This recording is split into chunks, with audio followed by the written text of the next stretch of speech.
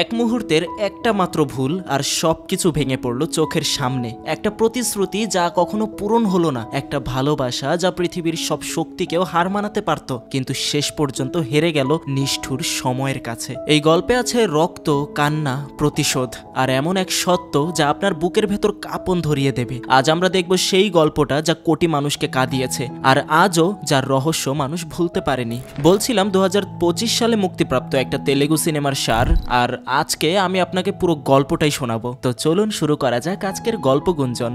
এই ছেলেটার নাম রাম, যে তার মায়ের পায়ে নূপুর পরিয়ে দিচ্ছিল। তার মা একজন নৃত্যশিল্পী যে নাকি দরজার চৌকাঠে বসে আছে। নূপুর পরিয়ে দেওয়ার পরও তার মায়ের আজ যেন নাচ শেখানোর বদলে চুপচাপ চোখ বন্ধ করে বসে থাকতেই ভালো লাগছিল। কিন্তু কয়েকবার ডাকার পরেও যখন তার মা কোনো কিছুই বলছিল না, রাম তখন বুঝতে পারে তার মা আর তার কাছে নেই, যে কিনা এই চৌকাঠে বসেই মৃত্যুর কোলে ঢলে পড়েছে। কখন সেটা তাদের কেউই বুঝতে পারেনি। এরপর আমাদের গল্পে একটা লম্বা জাম্প আসে। রাম এখন বেশ বড় হয়ে গিয়েছে। সেদিন রাতে সে একা হেঁটে কোথাও যাচ্ছিল, তখন সে দেখতে পায় একটা গাড়ি তার পাশ কাটিয়ে গিয়ে একটা দেওয়ালের সাথে গিয়ে ধাক্কা খায়। প্রথমে তো সে থ্যাঙ্কফুল হয়ে চিন্তা করে ভাগ্যিস আমার সাথে টক্কর হয়নি। পরে সে ওই গাড়ির সামনে গিয়ে দেখে ড্রাইভিং সিটে একটা মেয়ে অজ্ঞান হয়ে পড়ে আছে। রাম কি করবে বুঝতে পারছিল না। তখন সেই মেয়েটার ফোনে তার মায়ের কল চলে আসে। রাম কলটা রিসিভ করে বলে, যে কোনো সময় ব্যাটারি ডেড হয়ে যাওয়ার কারণে ফোন বন্ধ হতে পারে, দ্রুত আপনার বাড়ির ঠিকানাটা বলুন, আমি আপনার মেয়েকে সেই ঠিকানায় নিয়ে আসছি। বাড়ির লোক চিন্তায় পড়ে যায়, কোন ছেলে তার মেয়ের সাথে রয়েছে, তার কোনো ক্ষতি করে ফেলবে না তো। আর এখানেই সে ওই মেয়েটার নাম জানতে পারে, তার নাম হলো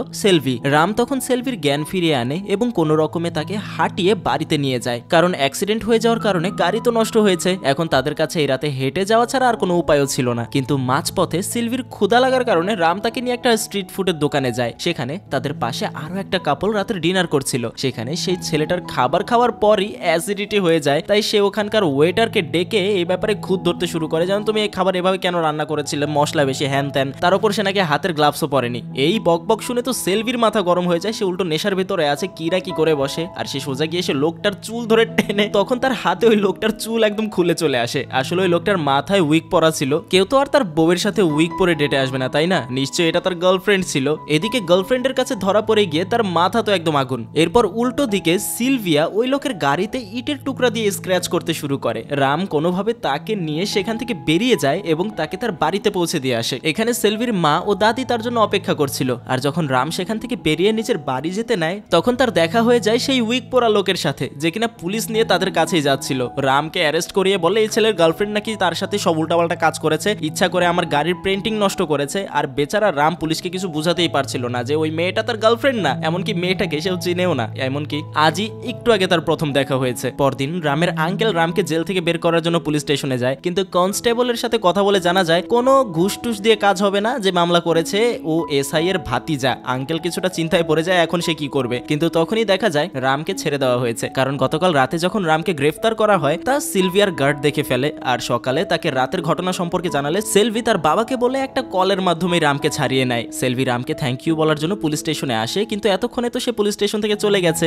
তখন একটা কনস্টেবল তাকে ডেকে বলে তাড়াহুড়ায় সে তার ওয়ালেটটাই নিতে ভুলে গেছে। সেলভি ওয়ালেটটা তার কাছে রেখে দেয়। এরপর আমরা রামকে তার কলেজে দেখতে পাই। রাম ক্লাসে খুবই মনোযোগী ছাত্র এবং ক্লাস টপার। ক্লাসের মধ্যে সে একটা মেয়েকে পছন্দ করে ফেলে, কিন্তু সেই মেয়েটা হয়তো আগে থেকেই বিয়ে ঠিক করে রেখেছে তার। আর যে ছেলেটার সাথে তার বিয়ে ঠিক হয়েছে ওই ছেলের ছোট ভাই প্রিন্স এই কলেজেই পড়ে। আর সে সর্বক্ষণিক তার হবু ভাবির ওপর নজর রাখে যেন কেউ তাকে কোনো প্রকার ডিস্টার্ব না করে।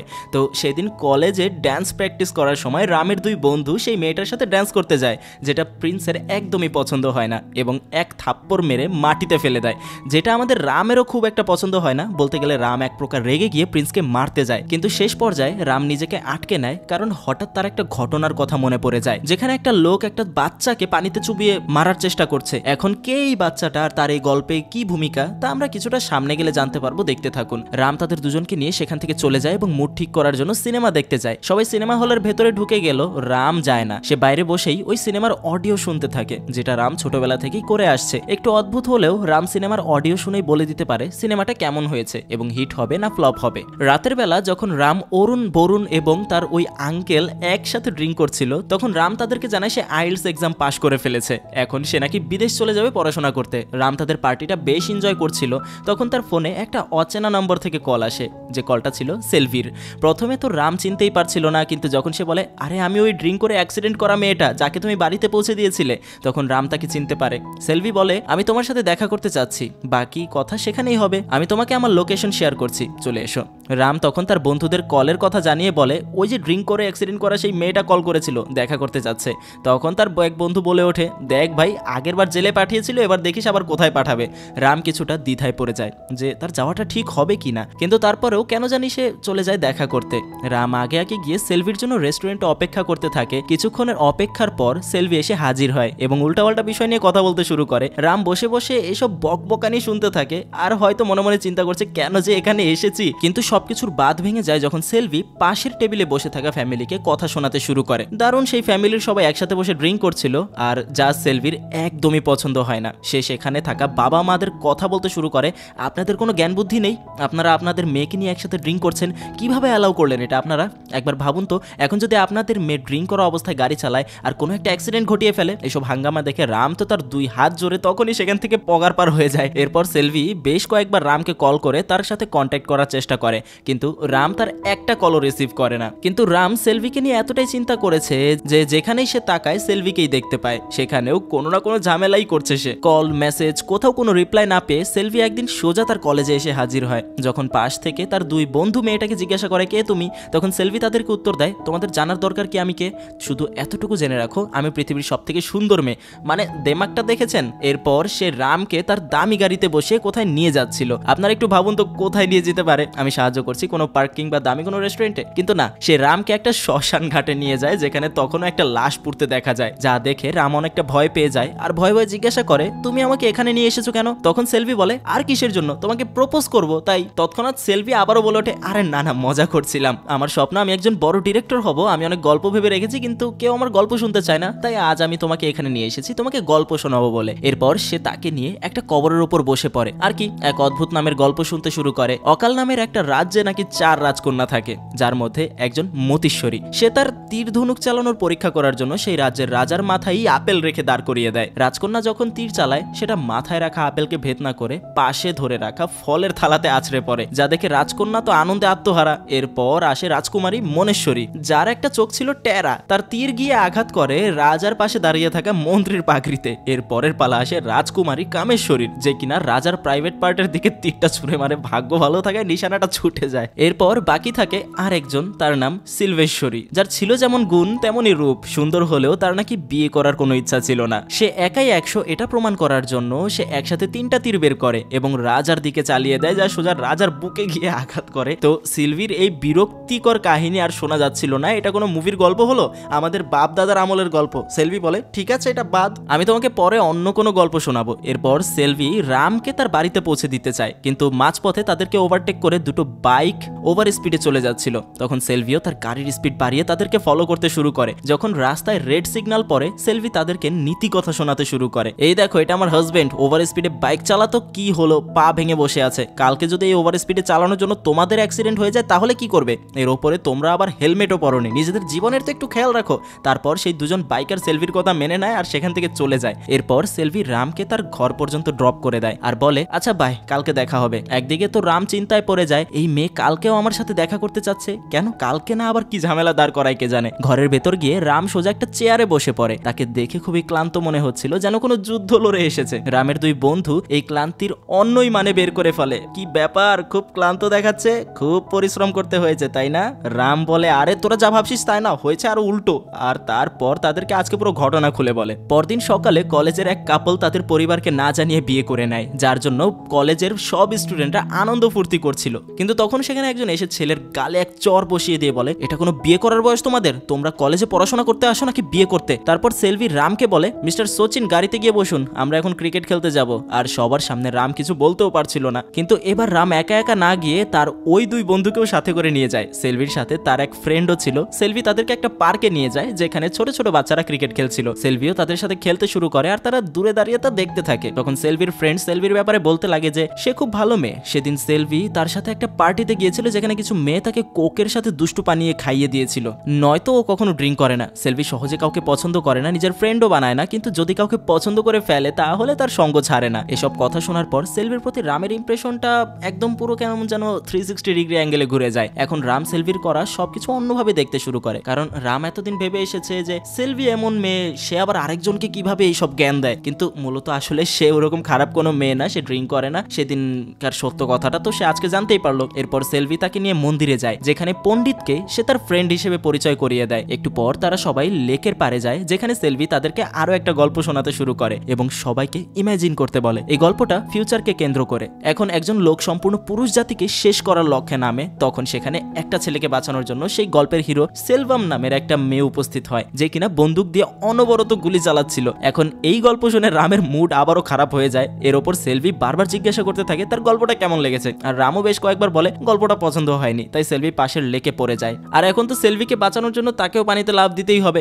রাম যখন পানিতে নামে তার মনে সেই ঘটনাগুলো আসতে থাকে যেখানে ওই বাচ্চা ছেলেটাকে পানিতে চুবিয়ে ধরে রাখা হয়েছে। ঠিক তখন তার মায়ের কিছু কথা মনে পড়ে যায়। ভয়কে শুধুমাত্র ভালোবাসাই হারাতে পারে। এরপর সে অনেক কষ্টে সেলভিকে পানি থেকে উদ্ধার করে উপরে নিয়ে আসে। এরপর ধীরে ধীরে তাদের মধ্যে বন্ধুত্ব থেকে একটা সুইট ভালোবাসার জন্ম হয়। একজন আরেকজনকে ডেট করতে শুরু করে। সেদিন সেলভি একটা মুভি ডেট প্ল্যান করে, কিন্তু রাম যেতে চাচ্ছিল না, কারণ তার মায়ের নাচ গান মুভি এসব জিনিসে অনেক ইন্টারেস্ট ছিল। কিন্তু তার মা বেঁচে থাকতে সে কখনো তার মায়ের সাথে মুভি দেখতে যেত না, কিন্তু এখন যদি সে মুভি দেখতে যায় তাহলে হয়তো তার মা অনেক কষ্ট পাবে। সেই কথা ভেবেই সে আজ পর্যন্ত কোনো মুভি দেখে না। বন্ধুদের সাথে গেলেও বাহিরে বসে কেবলমাত্র অডিও শোনে। তখন সেলভি তাকে বোঝায় যে এতে তোমার মা কষ্ট পাবে না, বরং খুশি হবে। সেলভির কথায় রাম কিছুটা সাহস পায় এবং সেদিন রাতে একসাথে মুভি দেখে। এভাবেই তাদের দিনগুলো একসাথে বেশ ভালোই কাটছিল। কিন্তু অন্যদিকে সেলভির বাবা যে কিনা বিদেশে থাকে, সে তার অফিসের মনোজ নামের একজন এমপ্লয়িকে সেলভির সঙ্গে বিয়ে দেওয়ার জন্য পছন্দ করে রেখেছে। সে এই ব্যাপারটা মনোজকেও জানিয়েছে। মনোজ তাকে বলে একবার আপনার মেয়ের মতামত জেনে নিন। তখন সেলভির বাবা জানায় এর কোনো প্রয়োজন নেই, আমার মেয়ের পছন্দ সবসময় একই হয়, আর আমার মেয়ে আমার ইচ্ছার বিরুদ্ধে কখনোই যাবে না। তারপরও যেহেতু তুমি বলেছো আমি তাকে একবার জানাবো। এই বলে তিনি সেলভিকে কল করে এবং মনোজকে পরিচয় করিয়ে দিয়ে বলে এর নাম মনোজ, খুব ভালো ছেলে, আগামী সপ্তাহে হায়দ্রাবাদ আসবে, আমি চাই তুমি ওর সাথে দেখা করো। সেলভিও তার বাবার কথা রেখে বলে ঠিক আছে, দেখা করব। এরপর তার বাবা তাকে কোথায় আছে জিজ্ঞাসা করলে সেলভি জানায় সে তার ফ্রেন্ডের সাথে বাইরের রেস্টুরেন্টে এসেছে। কল রাখার পর সেলভি তার ফ্রেন্ডকে বলে আজ প্রথম আমি আমার বাবার সঙ্গে মিথ্যা কথা বলেছি, আর আমি তো কখনোই মনোজ নামের ছেলেটাকে বিয়ে করব না, এটা আমি জানি। এরপর মনোজ যখন সেলভির সাথে ফোনে কথা বলতে নেয় প্রতিবারই সে তাকে ব্রো ব্রো বলে ডাকছিল। মনোজ তাকে জিজ্ঞাসা করে তুমি আমাকে ভাই বলে কেন ডাকছো? তোমার বাবা আমার সাথে তোমার বিয়ে দেওয়ার চিন্তা করছেন, উনি আমাকে পছন্দ করেছেন। তখন সেলভি বলে আমি বিশ্বাস করি না, কই বাবা তো আমাকে কিছু জানালো না। এরপর সেলভি সোজা রামের বাড়িতে যায় এবং তাকে বলে কালকে একটা জায়গায় যেতে হবে, রেডি হয়ে থাকবে। এই বলে সে সেখান থেকে চলে যায়। কিন্তু এদিকে রামের আঙ্কেল এবং তার বন্ধুরা পার্টির ডিমান্ড করে বসে, কারণ এর আগে এই বাড়িতে কোনো মেয়ের পা পড়েনি। রাতের বেলা তারা সবাই মিলে ড্রিঙ্ক করে সেলিব্রেট করছিল। রামের মা মারা যাওয়ার পর এই আঙ্কেলই তাকে বড় করে তুলেছে, তাই সে এই জন্য বিয়ে পর্যন্ত করেনি। তার আঙ্কেল তাকে নিজের ছেলের মতোই দেখে এবং তারা সবাই একে অপরের সাথে ইমোশনালি খুব কানেক্টেড। পরদিন সে তার গাড়ি নিয়ে তাদেরকে পিক করতে আসে, আর আজকেও রামের সঙ্গে তার দুই বন্ধুও থাকে। চলতি পথে সেলভি তাদেরকে আরো একটা গল্প শোনাতে শুরু করে, অনেক ইমোশনাল গল্প। আর আমি একজন বড় ডিরেক্টরের সাথে দেখা করতে যাচ্ছি, ওনার সাথে অ্যাসিস্ট্যান্ট ডিরেক্টর হিসেবে কাজ করব। যা শুনে রাম চিন্তা করতে থাকে ডিরেক্টরের হয়তো দিন ফুরিয়ে এসেছে, তাই তো এই মেয়েটাকে অ্যাসিস্ট্যান্ট ডিরেক্টরের পোস্ট দিয়েছে। কিন্তু শুটিং সেটে গেলে রাম তো একদম শক হয়ে যায়, কারণ সেলভি নিজের জন্য নয় রামের জন্য এই পোস্টটা ম্যানেজ করেছে। এর কিছুদিন পর সেলভির জন্মদিন ছিল, তাই সেলভি রামকে নিয়ে শপিং মলে যায়, যেখানে সে নিজের জন্য কিছু না কিনে রামকে শপিং করিয়ে দেয়। রাম জিজ্ঞাসা করে আজ তো তোমার বার্থডে, আমাকে কেন শপিং করিয়ে দিচ্ছ?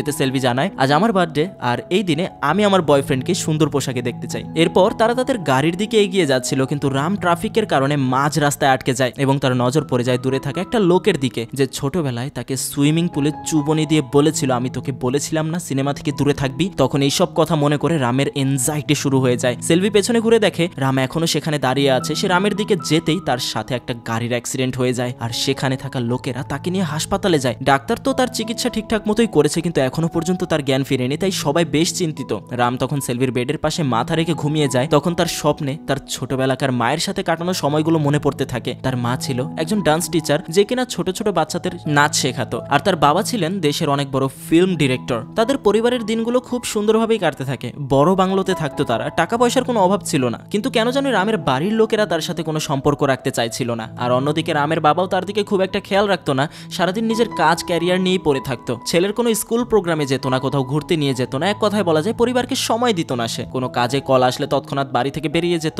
কিন্তু রামের মা রামকে অনেক ভালোবাসতো, তাকে সময় দিত, তাকে নিয়ে সিনেমা দেখতে যেত। এক কথায় বলতে গেলে বাবার শূন্যস্থান তার মাই পূরণ করত। এমনই করে একদিন রামদের স্কুলে একটা প্রোগ্রাম হচ্ছিল যেখানে রামায়ণের ওপর একটা নাটক করা হবে, আর আমাদের রাম সেখানে হনুমানের রোল প্লে করছিল, যেখানে রাম খুবই ভালো অ্যাক্টিং করতে থাকে, তাকে পুরস্কৃতও করা হয়। আর আজকেও এখানে শুধুমাত্র রামের মা আসে, তার বাবা আসেনি। রাম যখন স্টেজে উঠে পুরস্কার নিচ্ছিল তখন একজন তাকে তার বাবার সম্পর্কে জিজ্ঞাসা করে, তোমার বাবা আসেনি? তখন রাম তার বাবার পরিচয় দিয়ে বলে, আপনারা তো সবাই ডিরেক্টর গৌতমকে চেনেন, উনি আমার বাবা, সব সময় তার কাজে ব্যস্ত থাকেন, এজন্য তিনি আজ এখানে আসতে পারেননি। কিন্তু মোটেও বুঝতে পারে না তার বলা এই কথাগুলো তার ভবিষ্যৎ পরিবর্তন করে দেবে। আসলে রামের বাবা রামের মাকে যখন বিয়ে করেছিল তার আগে থেকেই তার আরেকটা সংসার ছিল, আরেক জায়গায়ও তার ছেলে মেয়ে ছিল। আর এই সব কিছু সে এতদিন রাম এবং তার মায়ের কাছে লুকিয়ে রেখেছিল। কিন্তু আজ যখন রাম স্টেজে সবার সামনে তার বাবার পরিচয় দিয়ে দেয় তখন এই লুকানো সত্য সবার সামনে বেরিয়ে আসে। গৌতমের আগের সংসার, বউয়ের পরিবার অনেক টাকাওয়ালা ছিল। এখন যখন মিডিয়া কোনো একটা লিঙ্ক পেয়েছে, তারা বিভিন্নভাবে গৌতমকে প্রশ্নবিদ্ধ করছিল, তখন প্রথম পক্ষের পরিবারকে সামাল দেওয়ার জন্য বিভিন্ন মিথ্যা কথা বলে যে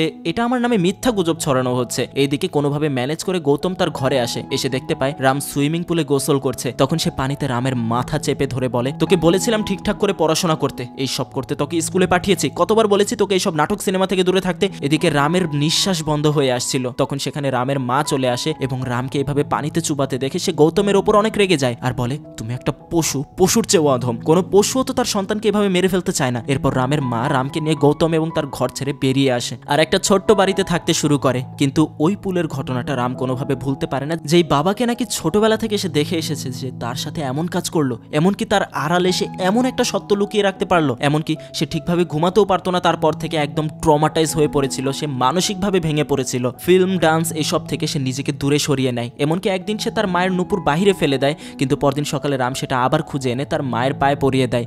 এর পরের ঘটনা তো আমরা গল্পের শুরুতেই জেনে গিয়েছি, যেখানে তার মা কখন যে মৃত্যুবরণ করেছে সেটা রাম নিজেও জানতো না। এরপর তো রাম একদম অনাথ হয়ে পড়ে। তার বাবা তো তাকে আর গ্রহণ করবে না, তাই রামের দায়িত্ব নেয় তার মামা, যাকে আমরা পুরো গল্পতে রামের আঙ্কেল নামে সম্বোধন করেছিলাম। যদিও এর ফলে তার আঙ্কেলের পরিবারের সাথেও দূরত্ব হয়ে যায়, কারণ তার পরিবার চাইতো না রাম কিংবা রামের মায়ের সাথে কোনো সম্পর্ক রাখতে। এরপর আমরা দেখতে পাই রামের ঘুম ভেঙে গেছে আর সেলভিরও জ্ঞান ফিরে এসেছে, যা দেখে রাম কিছুটা চিন্তামুক্ত হয়।